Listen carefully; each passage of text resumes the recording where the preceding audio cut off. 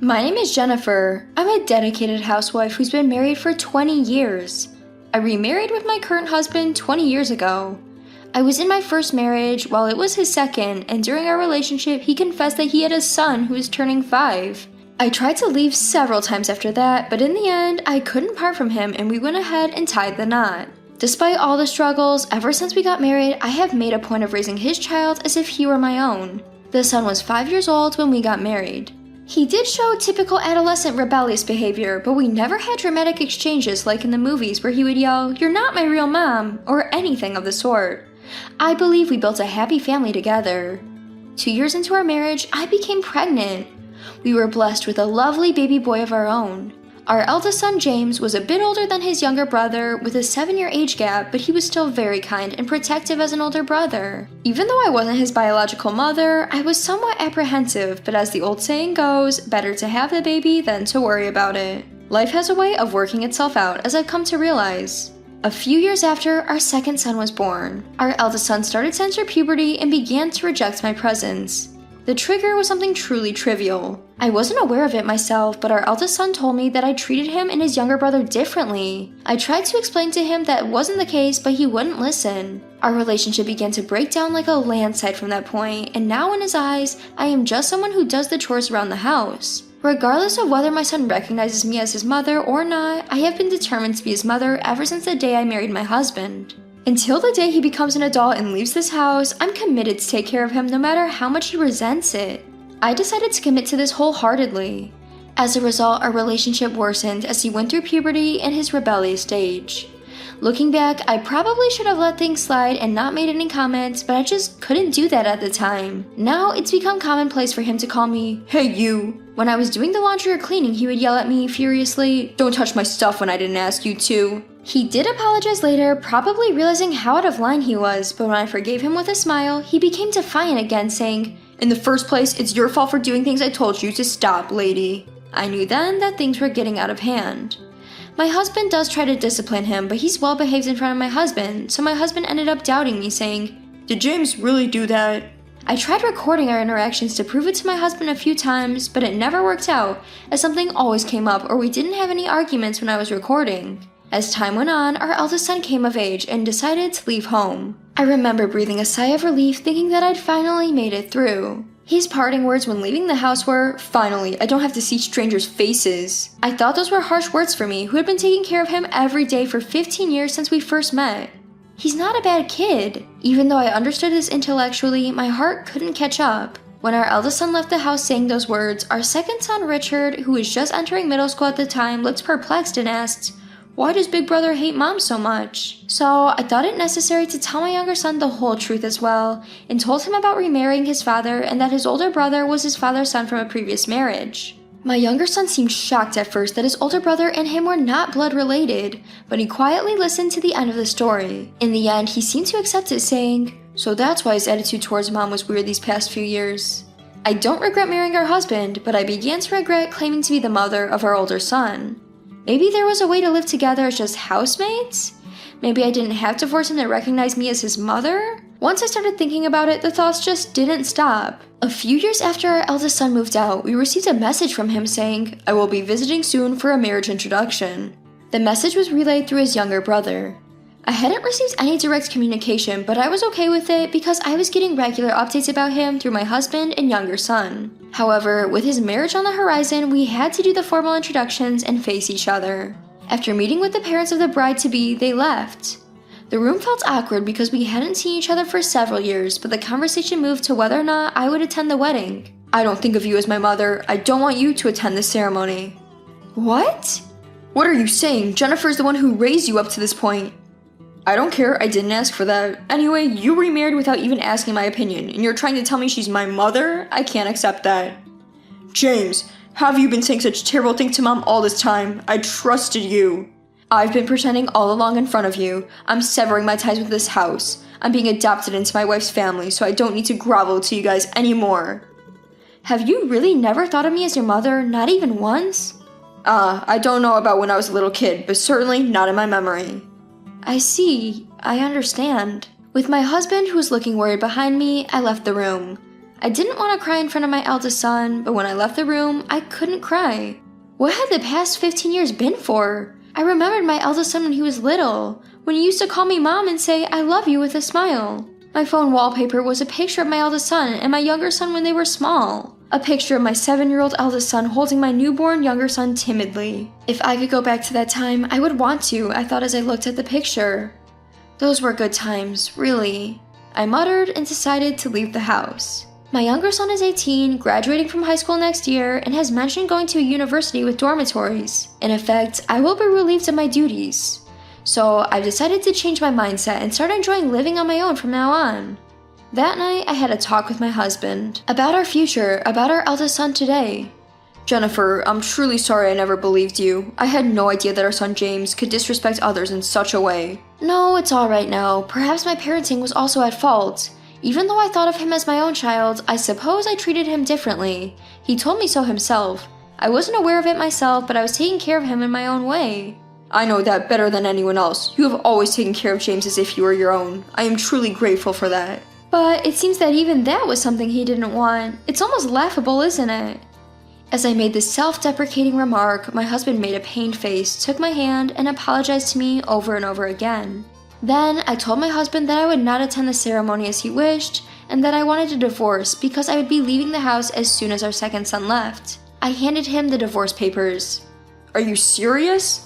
"Of course, I would never joke about something like this." "You're right, you are that kind of person. I'm truly sorry for all the pain I've caused you." "You don't need to apologize anymore. I have never regretted marrying you, so, okay?" "Jennifer, I love you from the bottom of my heart." I love you too. Please take care of James and Richard for me." That night, I fell asleep in my husband's arms for the first time since we were newlyweds. I was able to sleep soundly for the first time in a long while, comforted by the faint sound of his heartbeat. Several days passed since our discussion about the divorce. Our second son graduated from high school, and our eldest son's wedding is coming up next week. Our second son was wondering if he should wear his school uniform to attend the wedding, which I found amusing. Noticing me smiling at his preparations for the ceremony, he approached me and started a conversation. "Mom, are you really not going to attend my brother's wedding?" "Yes, he said he didn't want me there, so there's nothing I can do about it. It's his big day. I want him to enjoy it." "But Mom, you're the one who raised him with care." "It's okay, Richard. There's no need for you to worry about it." Not convinced by my words, my second son kept groaning in frustration. It must have been frustrating for him. He knows the good relationship I used to have with our eldest son. But repairing the relationship is now impossible. I have prepared to leave the house and the divorce is settled. I didn't ask for any division of the property, kept the money I had, and left the house with our second son. The house that was filled with memories of many years spent there. A house that represents half of my life. I left a video message for my second son and left my family behind. A week after I left home, I heard from my younger son that my eldest son's wedding went off without a hitch. I was relieved and asked my younger son about his impressions of the ceremony. Then he replied, "It was a total disaster, seriously." As I had chosen not to attend the wedding in accordance with my eldest son's wishes, his response took me by surprise, stopping my thoughts for a moment. But I managed to regain my composure and asked him what exactly went wrong. For some reason, he started boasting about it. "You remember, Mom, how you were there when we did the initial meet and greet, right?" "Yeah, I remember." "Well, because you weren't at the ceremony, his wife was all, 'Why?'" "I see, I understand." Big Brother was making all sorts of excuses, but his wife suddenly suggested to cancel the ceremony and her parents went into a frenzy. The ceremony somehow started since everyone was already gathered, but throughout it was a sullen bride and a timid groom. It was quite peculiar atmosphere at the venue. "Is that what happened?" "After the ceremony ended and all the attendees had left, I showed the video message from you, Mom, entrusted to me to my big brother, and then he started crying." "What? He cried?" "Yeah, but seeing that, his wife got even more upset. She said something along the lines of, 'How could you not invite someone who raised you with so much care to the most important event of your life?'" "So, what happened after that?" When I asked, he looked at me uncomfortably and said in a low voice, "They're separated." I was speechless, taken aback by this shocking news. Despite holding back my desire to attend the wedding for the sake of my son, the newlyweds separated shortly after their marriage. In retrospect, I think his wife admired the fact that I raised him as my own, despite having no blood relation. Furthermore, I recall that in the course of our conversation she had said, "I was also raised with great care by my parents, and I would love to build a warm and loving family with your son, just like my parents did." In other words, my son's stubbornness shattered his own happiness. When I heard this, I could hardly think of it as karma, because he cried after watching my video message. If he still has feelings for me, I couldn't be happier. I immediately contacted my husband and asked him about the couple. With a worried voice, my husband asked for my opinion. I don't know what to do. Now that it has come to this, I don't know what to say to him. Don't worry, he's good at expressing his feelings clearly to others, but he might need a little push. A push, huh? Okay, I'll try it. I don't know what happened after my husband and I talked on the phone, but when my younger son told me with a smile, they've reconciled. I believed everything would be okay from now on. I was resolved to truly leave them alone this time, and then... Mom. Why are you here? There's something I need to talk about. With me? Yeah, I'm sorry about what I said during the wedding prep. Watching that video message the other day reminded me. I've always thought of you as my mom, really. And you've always defended me saying I'm your son. I'm really sorry. I gently extended my hand to my son crying in front of me, wiping away the tears streaming down his cheeks. I was surprised to see an adult man shedding tears, but I thought that these tears must be expressing all of his feelings. He apologized for the harsh words he had thrown at me. That alone was enough for me. I didn't need anything more. Thanks for coming. I got the photos from Richard. You looked great. Your girlfriend, Linda, right? She's a kind and lovely girl. Take good care of her, okay? Make her the happiest bride in the world. Yeah, I absolutely promise. So, Mom? It might be asking a lot, but could you come back home? What?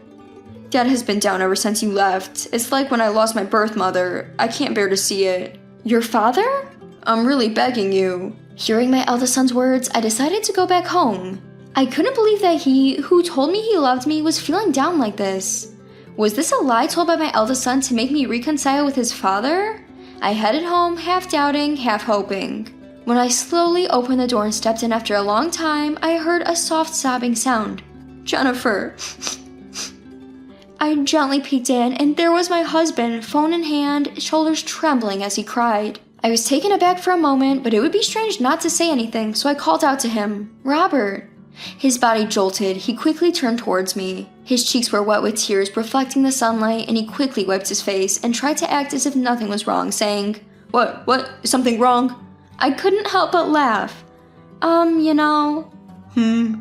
If I said I wanted to come back here, would you be angry? Huh? His surprised voice was cut off as everything suddenly went dark. It took me a moment to realize that I was enveloped in a warm embrace. As I returned the hug and asked, "Does this mean it's okay?" he repeatedly nodded, saying, Yeah, in a nasal voice. Since then, I reconciled with my husband, and that was the last time I saw him cry. Now, I go on trips with him, have dates, and sometimes go out with my eldest son and his wife, spending my time happily.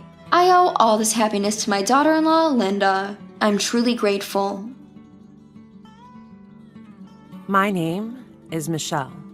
I'm a 31-year-old office worker.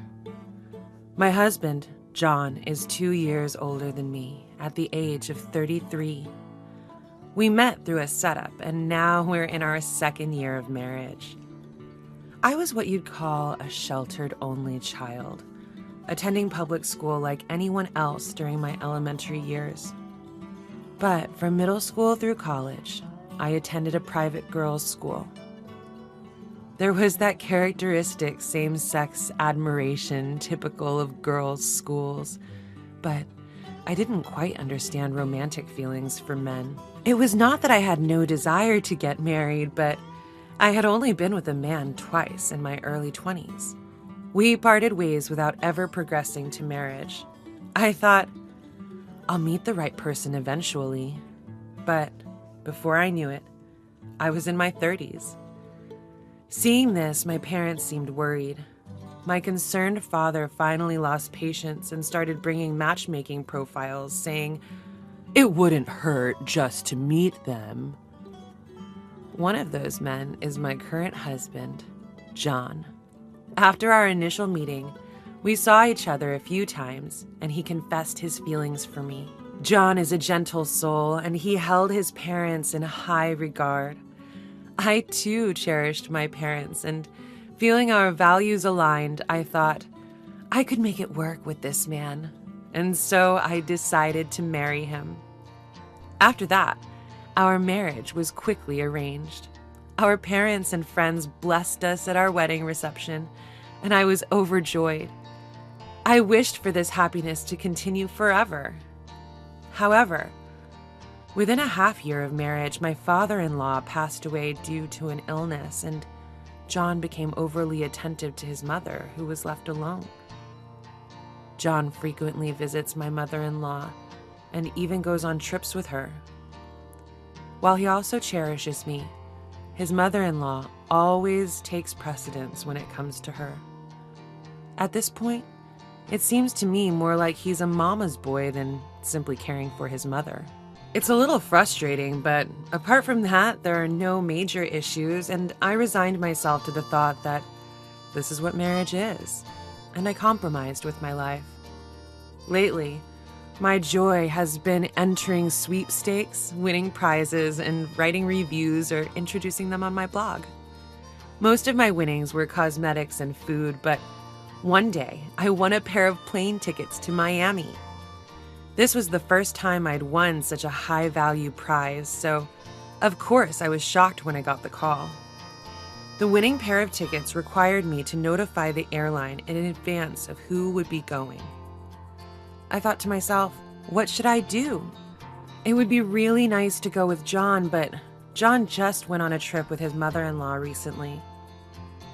Considering that John often travels within his own pocket money, I decided to gift the tickets to my parents this time. I immediately went to my parents' house and told them the news.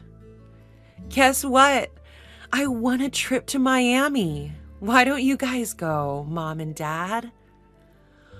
Oh my, when was the last time we had an overseas trip, dear? Hearing my mom's words, she was overjoyed. However, Dad didn't seem as enthusiastic. I have work commitments. Dad, didn't you say you still have some paid leave left? It's a busy season for our industry, and as the department head, I can't really take time off. Michelle, if you can manage to get leave, why don't you and Mom go instead? I see. Well, it's a great opportunity, so why not? Having been turned down by my dad, I decided to broach the topic of leave with my boss the next day.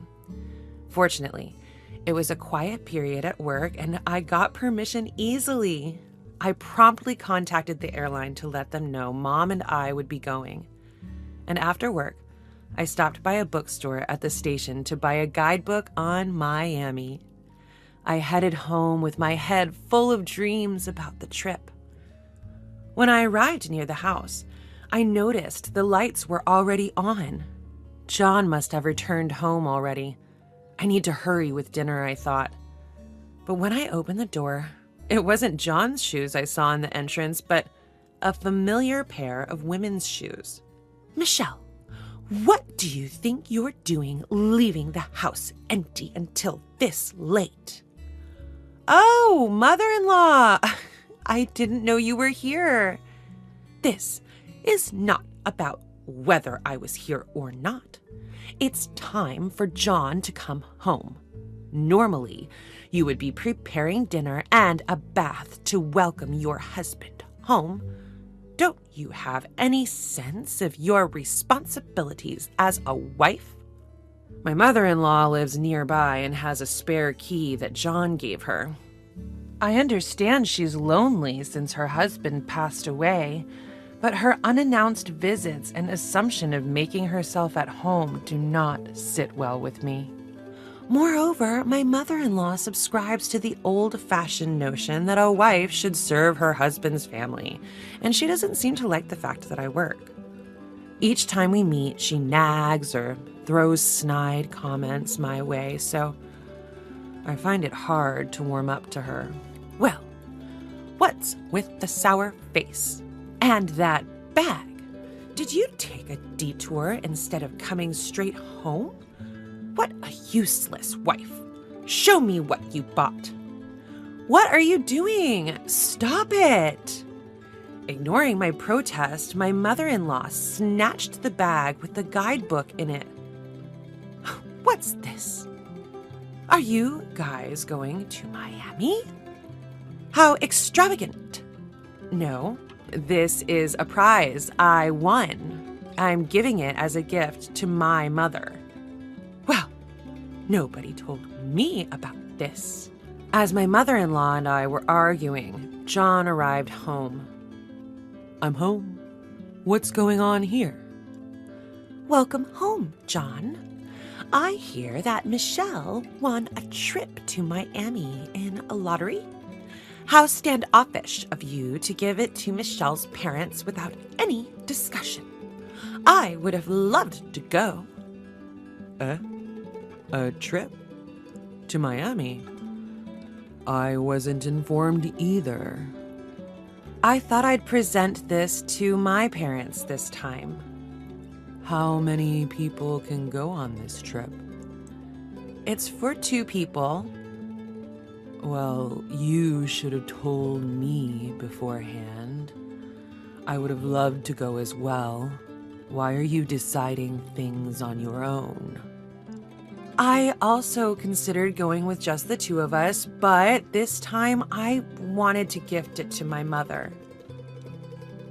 What are you misunderstanding here? This time, I'm going with Mom, and you're staying home. My husband cut off my words and started saying outrageous things. No way! I won this. I'm going to give it as a gift to my mother. We can do that another time, right? Since Mom wants to go, try to understand. What are you talking about? You just went on a trip with your mother not too long ago. What's wrong with going on a trip with my own money? Anyways, this time, Mom and I are going. If you don't like it, we can get a divorce.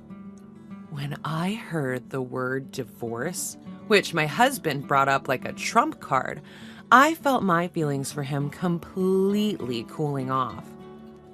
Fine. Do what you want. I decided to get back at them and backed off. My husband and mother-in-law, ignorant of such a thing, looked triumphant. You should understand. You should have done that from the beginning. Ignoring their sneering and arbitrary words, I was contemplating how to get back at my husband and mother-in-law.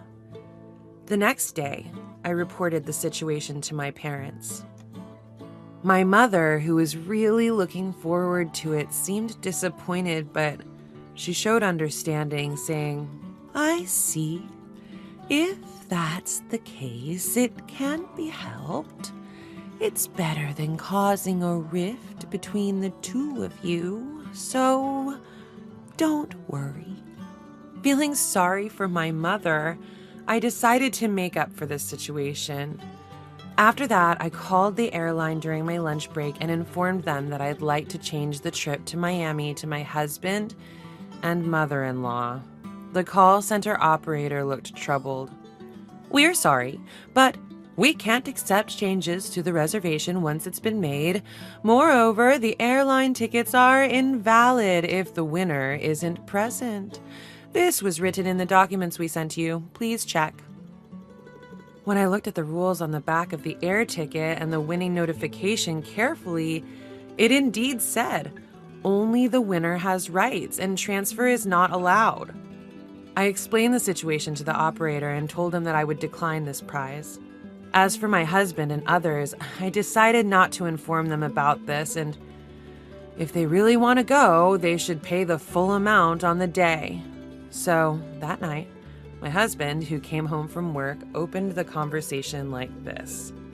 Hey, Michelle, you did call the airline, right?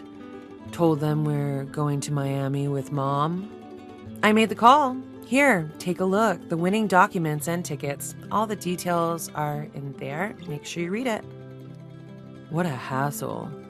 I can get by without reading all that.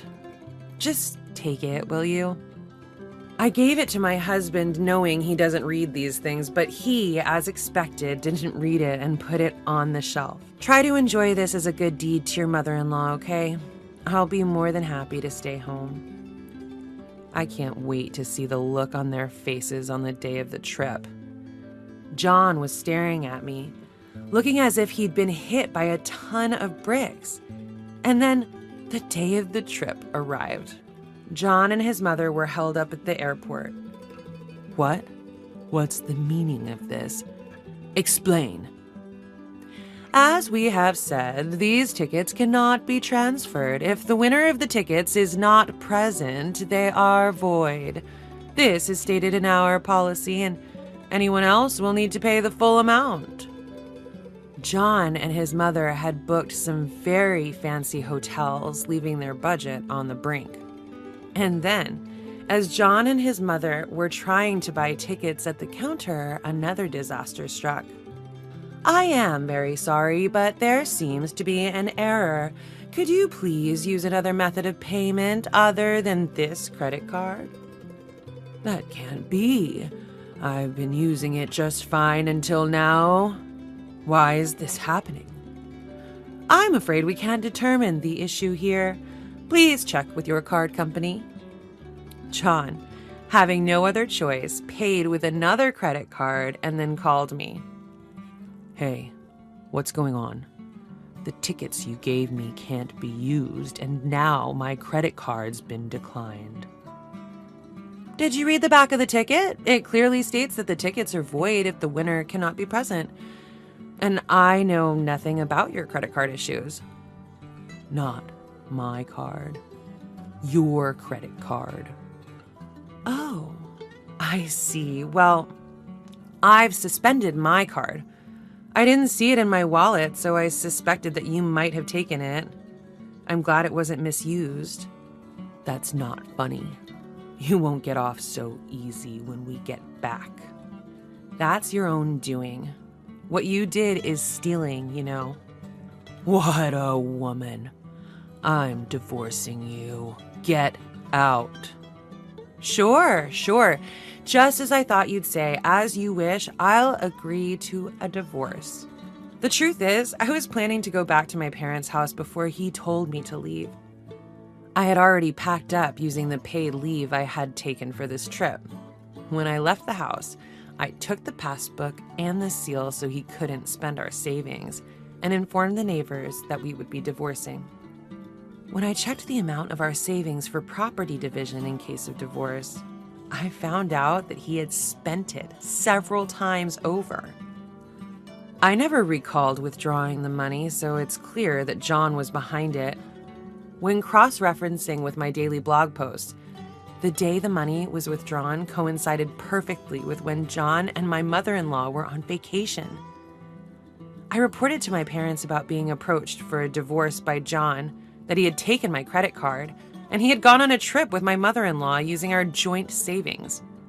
Upon hearing my story, my parents gradually grew stern. I can't believe John would do such a thing. I'm sorry. It's my fault for setting up the arranged date. My dad bowed his head in apology to me. He seemed quite angry with John. This is my responsibility. Leave the rest to me. Actually, my dad is a director at the parent company of John's company, and he occasionally conducts audits. This time, although someone else was supposed to go, my dad rearranged his schedule on short notice to audit John's company. There, he invited John's superior, who is an executive at the subsidiary, for a meal. Given that the position of director at the parent company is higher than that of the president of the subsidiary, John's superior was trying hard to appease my dad while breaking into a cold sweat. My dad told John's superior about me at the meal. Actually, my daughter is going to get divorced. It seems that there were troubles due to the husband's excessive attachment to his mother. I would have told her to endure it if it were just that, but it seems he also took out my daughter's credit card without her permission and even dipped into her savings. I couldn't tell her to get back together with him. By the way, the son-in-law, no, former son-in-law, I suppose. He's your subordinate, isn't he? How's his work attitude lately? I hear it's a busy period, but I haven't seen him around. Upon hearing my divorce story from my dad, John's superior, who had a bad feeling about it, decided to investigate John. John, being the son-in-law of the parent company's director, was a well-known fact in his company, and he was somewhat favored, so it would likely reveal quite a bit if scrutinized. I am arranging for a lawyer introduced by my dad to handle the divorce procedures and will soon be sending a written confirmation including the issue of alimony and property division. John told me that he wouldn't let it slide, but it seems that it won't slide for John and his mom after they return from Miami. And sometime after John and my mother-in-law returned from Miami, John came to visit my parents' house. Michelle, what's this certified mail all about? I'm broke. I can't afford to pay any alimony. And what's this property division? It's just a marital spat. There's no need to go this far. I apologize, so please come back. What are you saying? Have you even read what's in the certified mail? Your mom's daily mental abuse? Not to mention dipping into our savings and trying to use my credit card without my permission? There's no way we can make amends, right? Please don't say that. Since you left, it's been rough on both Mom and me. Really? For instance, are you getting cold stares from the neighborhood women? Or, has there been a big problem at work? John seemed to stiffen at my words. I guess I hit the mark. How did you? Who knows? Why do you think that is? If you think about what you've done, you might get it. There's no way I could get back together with you, and I'll have you pay what needs to be paid. Prepare yourself. Also, please go through the attorney from now on. If you continue to linger, I'll report it to the security company. When I mentioned the security company, John finally backed down and left dejectedly. Actually, everything that John came crying about was something that my dad and I had set up. Before returning to my parents' house, I visited the neighbors and told them I was kicked out of the house after my mother-in-law and husband stole the plane tickets I won in a lottery. I must say, my performance was incredibly convincing given my drama club experience from my student years. Apparently, ever since my husband and mother-in-law returned from their trip in Miami, they've been the subject of whispers and gossip in the neighborhood. My mother-in-law was embarrassed to find out from a local busybody that she was being avoided because she'd heard, "You took your daughter-in-law's winning travel tickets and kicked her out, didn't you? What happened next? You must tell me everything." From this, at my husband's company, my father had an investigation carried out. It turned out that my husband, who was the son-in-law of a department head in the parent company, was using his position to do whatever he wanted. He took time off during busy periods to travel with his mother-in-law, repeatedly showing up late or leaving early. Not only that, but he was also found to be embezzling company funds. Given the circumstances, he was fired, and the company declared to all its employees that it would no longer show preferential treatment to family members of those in the parent company. Thanks to the lawyer hired by my father, my divorce proceedings went smoothly and I officially divorced my husband. I was finally able to return to being single. The savings my husband had squandered were split evenly according to the amount before he began dipping into them, and I received a decent amount of compensation. The daily records I had kept in my blog were recognized as evidence of his emotional abuse. I felt very refreshed after getting my revenge on my husband and mother-in-law. I didn't want to just keep the compensation I received from my divorce, so I decided to splurge and enjoy myself. I scheduled a vacation to coincide with my father's company holiday, and I decided to go on the overseas trip I couldn't take before. I was unsure of where to go, but considering my mother's wishes, we decided to go to Miami. My parents and I planned our itinerary by looking through the guidebooks, planning to enjoy the crystal clear seas and coral reefs, do some shopping, and fully enjoy our first family vacation in a long time. Having saddened my parents with my divorce, I intend to make it up to them from now on. I can't think about remarriage right now, but if I find someone I truly want to be with, I might consider getting married again. I don't know what the future holds, but for now, I'm looking forward to my trip with my parents and cherishing this happiness. My mom wants us to split if you can't give her a grandchild. Alright, sure, but I'm pregnant though. Huh? I'm Anna, a housewife in her 30s. I live with my husband, a salaried employee. I met my husband when I was working at a food-related company. I fell for his occasional charming smile during our many business discussions, so I asked him out myself. When I asked him out, he said, "Sorry, I'm happy, but I have a girlfriend," and rejected me. But 1 month later, he asked me out saying, "I broke up with her. Can we start dating?" Apparently, he became conscious of me since I confessed to him, and his girlfriend, sensing something odd about his behavior, asked, "Are you into someone else?"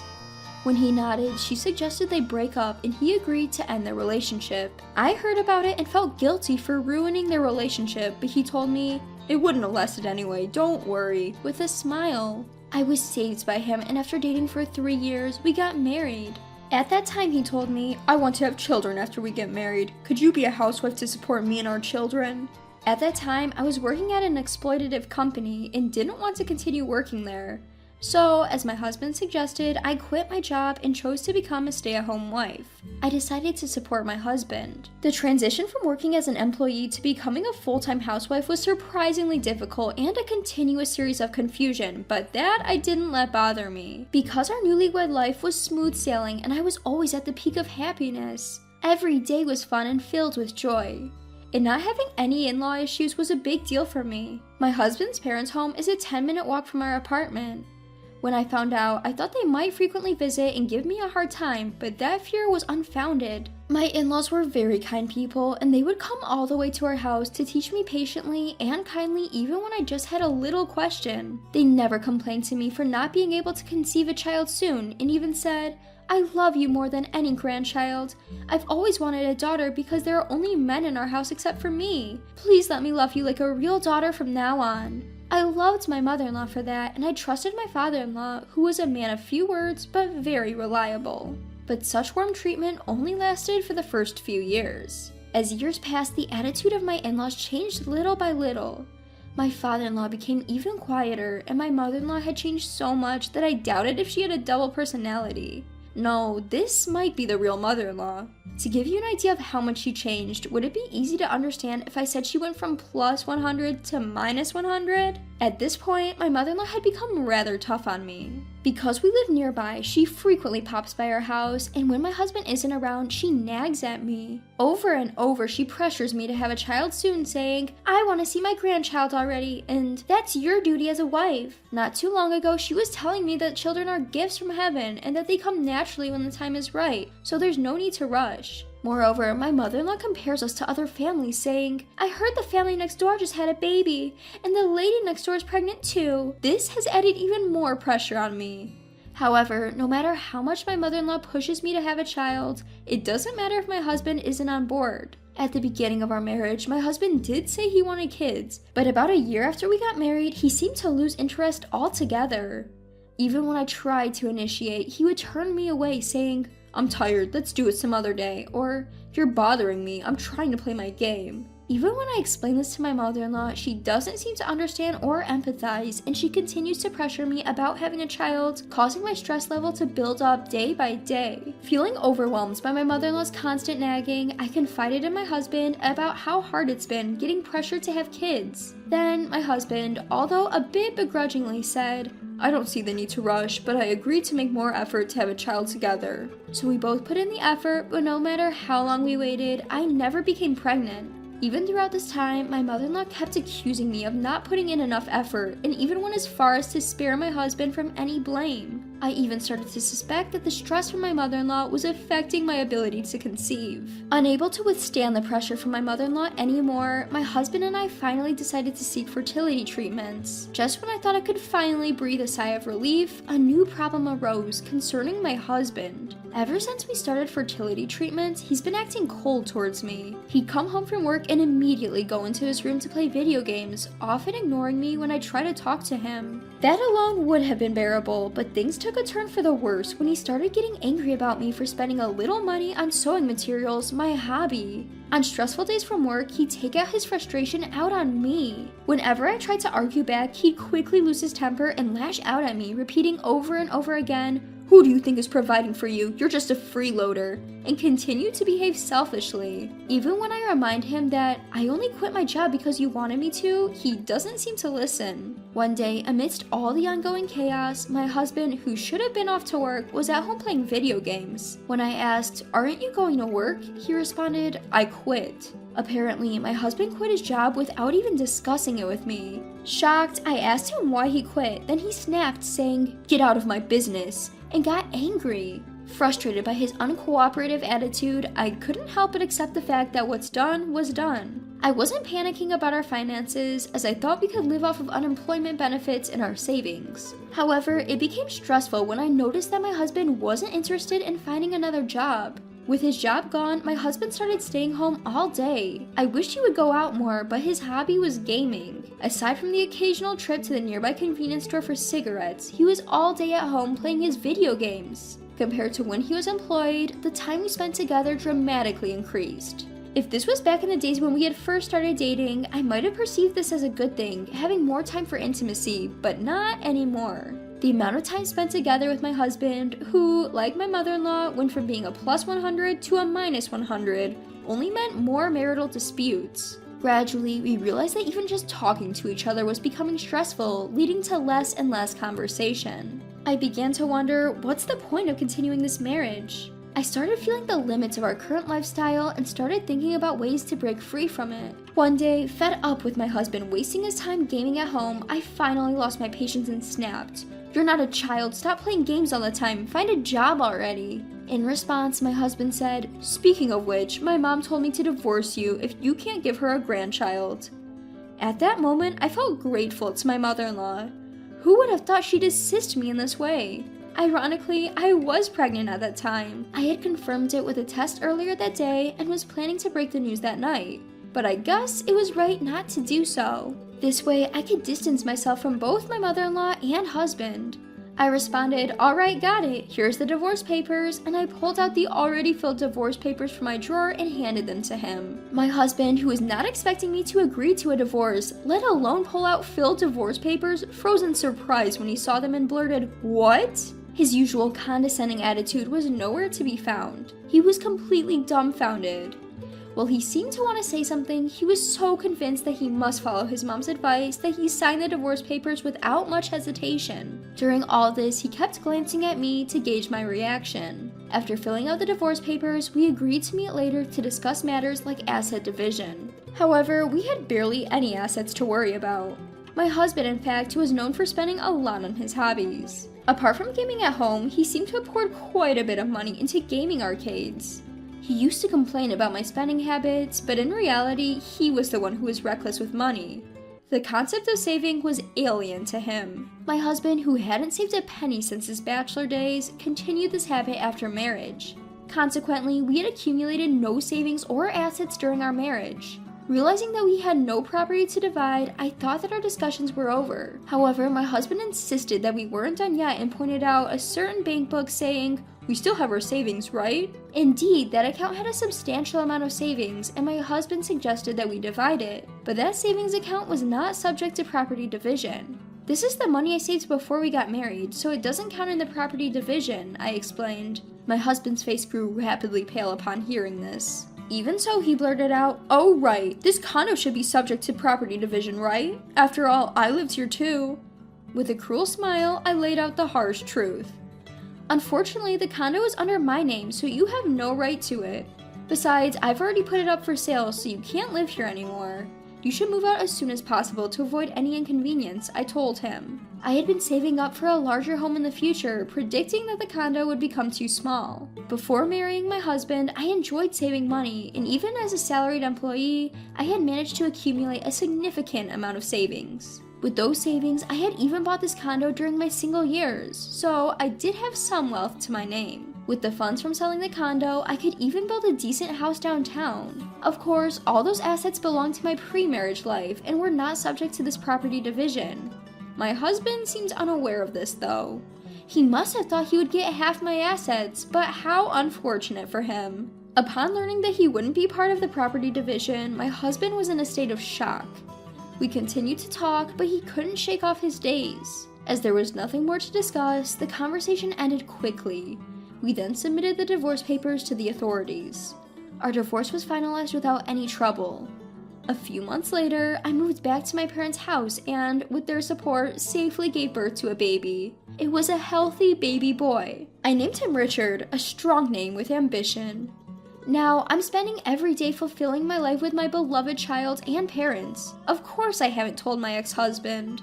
I'm sure if he found out, my former mother-in-law would storm in demanding, "Give me my grandchild." Meanwhile, after being ousted from the condo, my ex-husband returned to his parents' home. However, he was apparently so shocked by how quickly they accepted our divorce that he became turned into a social recluse. I've heard that even when he rarely goes out, his appearance is so suspicious that he's frequently stopped and questioned by the police. How pitiful he is. I heard later on that the reason my ex-husband quit his job was due to strained relationships at work. Apparently, he was even rude at work and especially disliked by female colleagues. He eventually got ignored by everyone. Unable to bear such a situation, he abruptly quit his job one day. Perhaps he's always been this way. He only acted kind in front of me. What a wolf in sheep's clothing. 3 years later, I'm now working as the manager of a craft store. When I became a regular at a local craft store, the owner approached me. "I'm getting old and thinking about retiring. If you're okay with it, could you take over the store, Anna?" she proposed. At that time, my parents were very supportive with childcare, so I had a lot of free time. I was considering getting a job again. And if I declined, this store would disappear. That would be inconvenient for many regular customers. So, with these thoughts, I decided to take over the store. Today, as I was serving occasional regular customers, a pair of unexpected guests paid me a visit. Yes, those unexpected guests were none other than my former mother-in-law and ex-husband. "Well, this is quite a nice shop for you, isn't it?" "Sure, Mom. Look, this fabric seems like it would suit you." Fed up with their transparent flattery, I asked, "So, what brings you here?" Then my former mother-in-law comes out with something unintelligible. "Give me my grandchild back." Apparently, she had somehow learned that I had given birth and was intending to make my child the heir to their family home. "When I brought up divorce, you were already pregnant. Why did you keep quiet? If I'd known, I wouldn't have divorced you." My ex-husband started accusing me. Obviously, I wanted the divorce. If you knew I was pregnant, you would have done anything to prevent the divorce. I shot back at my ex-husband and former mother-in-law. Then my former mother-in-law starts talking nonsense again. "So, are you going to give me my grandchild back or not? I want to live with my grandchild as soon as possible. You've had your time with him. You've been with him for 3 years. Now give him to me." Just as I was flabbergasted, my parents and my son Richard appeared and asked, "What's going on? Is there a problem?" It seems they had been alerted by a regular customer and came rushing over. Then, seeing Richard holding hands with my parents, my former mother-in-law exclaims, "Oh, how adorable! He looks just like my son when he was a child. Look, I'm your grandma." She tried to approach Richard. I tried to stop her, but it turned out I didn't have to. Richard proclaimed, "I only have one grandma," and clung to my mother. So, given the circumstances, perhaps it's best you leave, my mother suggested to my former mother-in-law.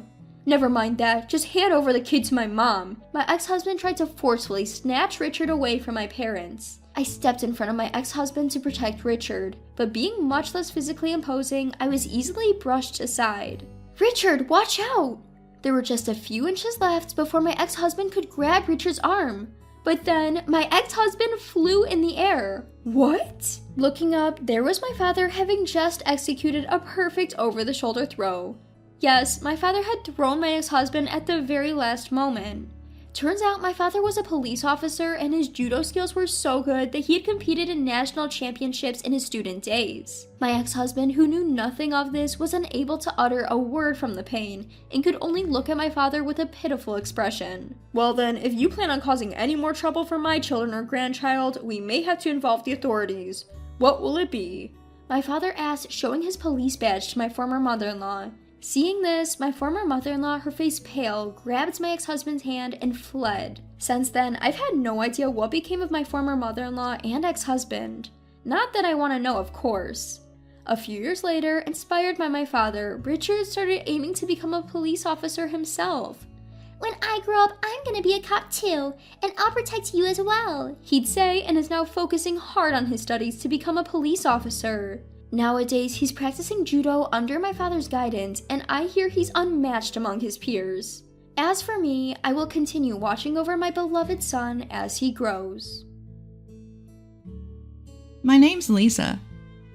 I'm a 35-year-old office worker. Just recently, my boyfriend, Andrew, who had been assigned overseas for quite some time, finally returned to Japan. During our long-distance relationship for around 10 years, we faced several threats of breakups. But each time we managed to pull through by talking things out. My dream of getting married in my 20s didn't come true, but as long as I have him, age doesn't matter. I was satisfied. So, we have to go to meet and greet to both our parents soon. Whose house should we visit first, yours or mine? I was at a loss for words because he asked it during our date. Well, let's see. As I hesitated, he gave me a suspicious look.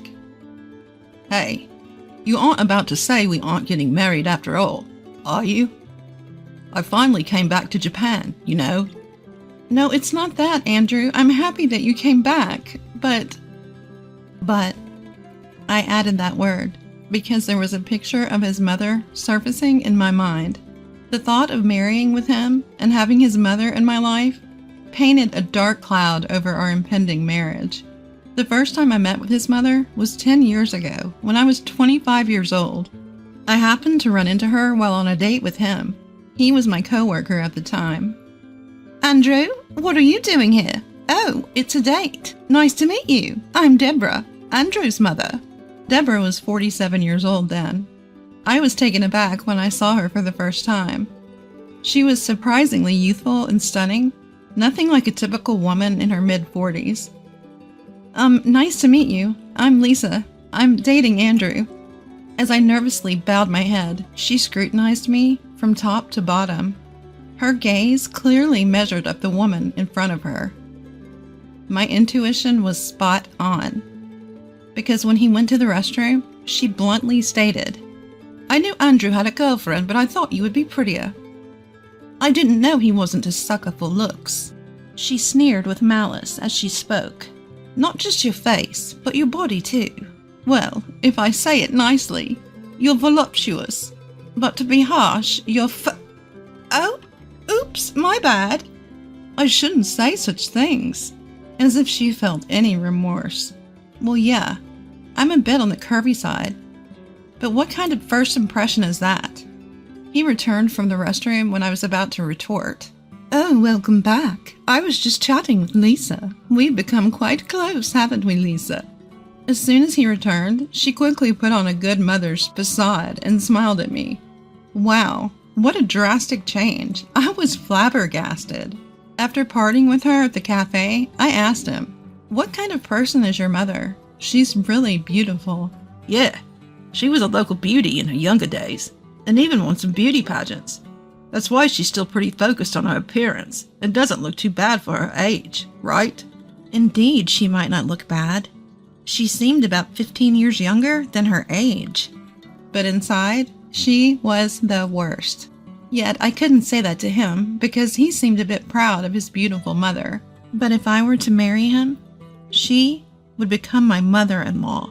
To be honest, a feeling of unease crossed my mind then. 10 years have passed since then. Soon after that, he was given an overseas assignment. He headed to New York, so of course the wedding was put on hold. I hadn't seen her for a long time either. Yet. Do you still feel uneasy about marrying me?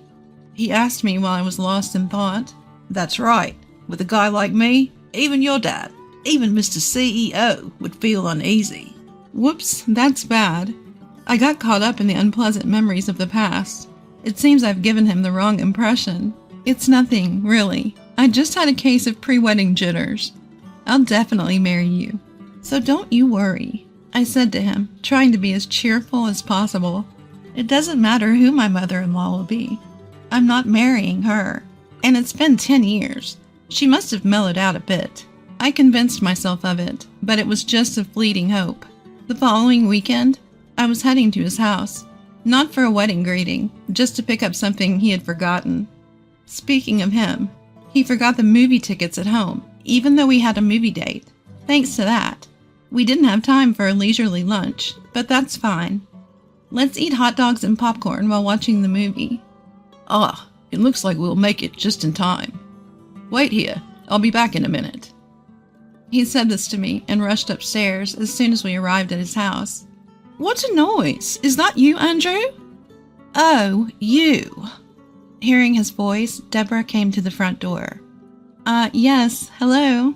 As I bowed my head slightly, she suddenly burst into laughter. Oh my, you're that girl from 10 years ago, the chubby piggy. Chubby piggy? Was she talking about me? Oh my, you're still together? Andrew has a peculiar taste, huh? I never thought he'd still be with the same woman. He should have upgraded to a younger woman. I was dumbfounded by her words, which she uttered with a faint smile on her face. What? Well, it's true, isn't it? Andrew's an elite, just back from New York. He must have tons of women chasing after him. You seem to have lost a bit of weight over the last decade, but on the other hand, the aging, right? You were in your 20s 10 years ago, so now you're in your 30s. Oh dear, you're turning into an old maid. I thought to myself, if I had aged over the last decade, surely she would have too. But her appearance hadn't changed one bit from 10 years ago. She was more of a witch than a beauty. Hey, it's Lisa, right? If you have any common sense, it wouldn't hurt to step back. You should really consider whether you're suitable for him or not. Seriously. Just then he came rushing down the stairs. Sorry for making you wait. Took a while to find the tickets. Let's go, huh? What's up, Mom? She responded with an innocent expression. Nothing, darling. You guys should hurry or you'll miss the movie. Oh, right. Come on, Lisa, let's go. Andrew grabbed my arm and led me out of the house. I couldn't say anything to her, nor could I say anything to him. I wondered how he would feel if he knew what his mother had said. I didn't want to upset him, but I knew something needed to change. I wouldn't be able to find happiness in marriage if his mother remained this way. But what should I do? I didn't know that. Time passed and Andrew came to my house to seek my parents' consent for our marriage. Of course, they said yes. My father seemed to prefer that I marry a man of his choosing, but he respected my decision. He asked us for one favor, but whether or not we fulfilled it was up to us. Well, at least we've got your family's approval. Next is my family next weekend. He relieved anxiety, stretched, and said that as soon as we left my house. Yeah, if I go to his house, Deborah will be there. I have to get her consent to marry. Will I be okay? Seeing my unease, he said, It'll be okay. I'm with you. Those words somewhat eased my anxiety.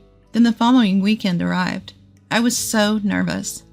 What's up, Lisa? You look tense. Seeing me take deep breaths, Andrew laughed. I get it. I was super nervous when I had to go meet your family. Plus, I was meeting your dad, the big boss. But it'll be fine. My parents are both pretty laid back. You've met my mom before, right? You know what I mean. Yes, I've met her, and that's precisely why I'm nervous. I screamed inside my head. Hey, welcome. You must be Lisa. Nice to meet you. I'm Andrew's father. Upon entering the house, his father kindly welcomed me. Well, hello there. Deborah emerged from behind him. I was taken aback by seeing her. Her makeup was intense. It was so heavy it looked as if she were about to head to a party. The area around her eyes was shimmering with glitter-infused eyeshadow. Her clothes, while not a party dress, seemed fitting for a trip to the theater. I realized this wasn't merely to welcome me, but a display of dominance, a kind of female one-upmanship. I quietly reassessed my own outfit. My clothes were fine. No runs in my stockings, and my accessories were not overly flashy. My blouse was freshly cleaned without a wrinkle. My hair was neatly done, and I had just reapplied my lipstick in the restroom at the station. And that's when she made a comment as she passed by me. You've got lipstick on your teeth. I quickly covered my mouth in a panic, but when I stealthily checked in the mirror when no one was looking, there was no lipstick on my teeth. She had lied just to enjoy my flustered reaction. I put my compact back in my bag and stared at my phone for a while. I knew that today's introduction would likely determine my fate. I thought so.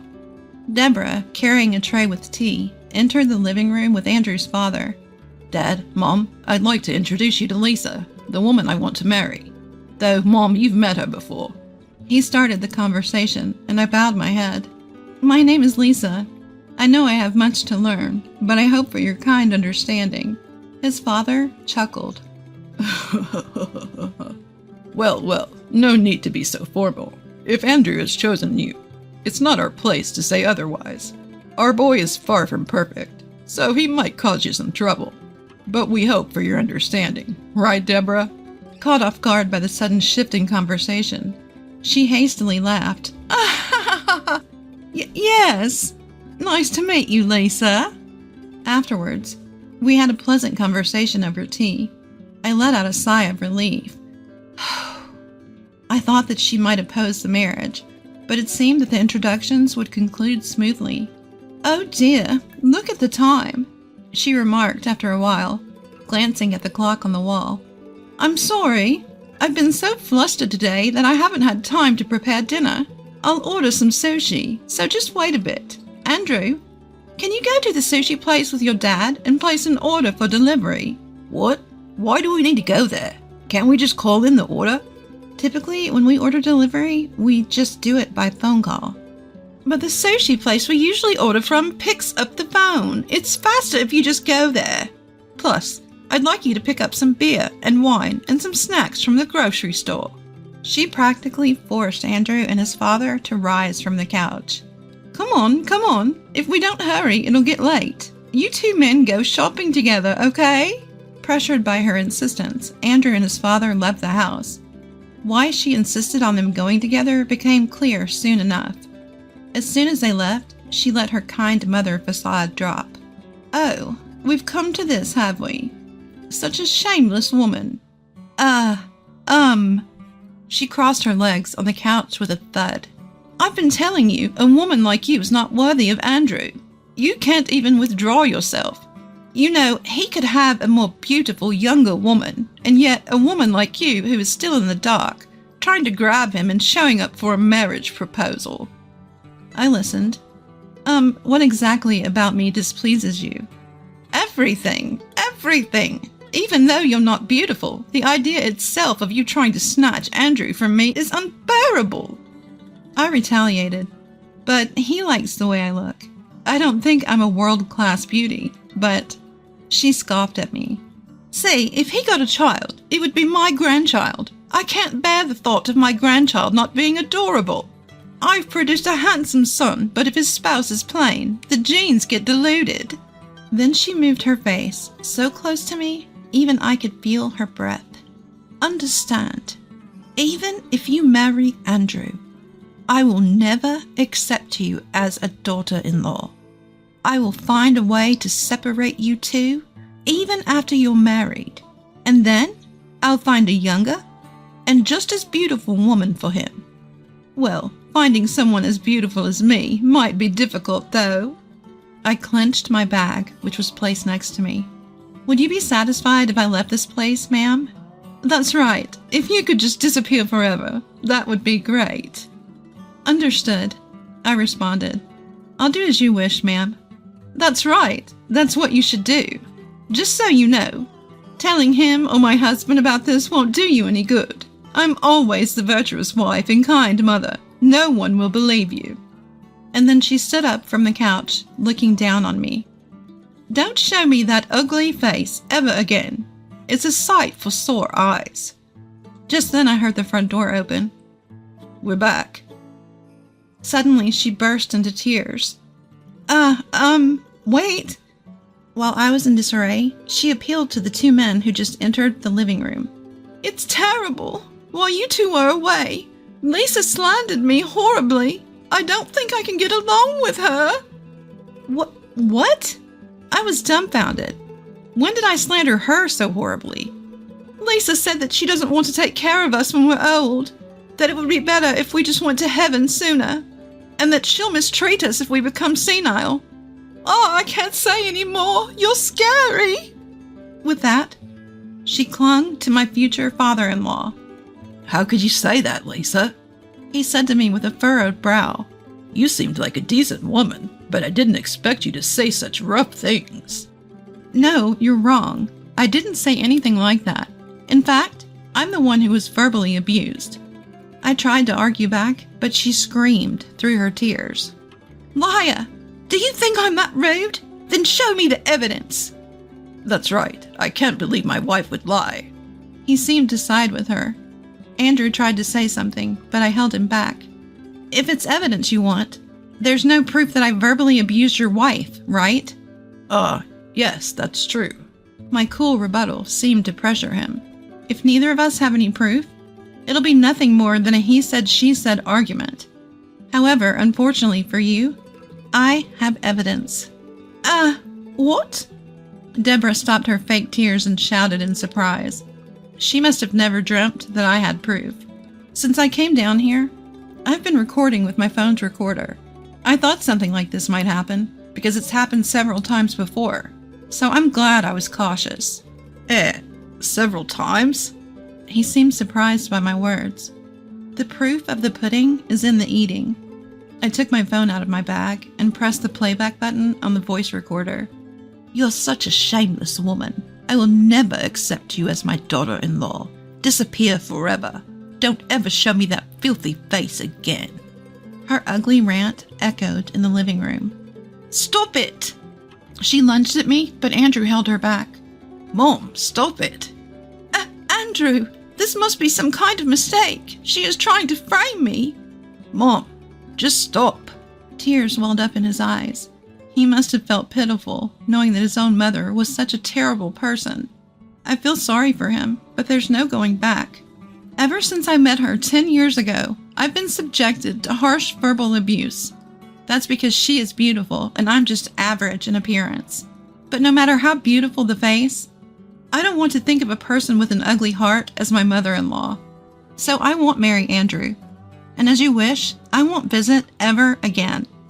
Well, wait, Lisa, I'm sorry for my wife. Let's talk again. His father begged in a panic, but Andrew said, It's over, Dad.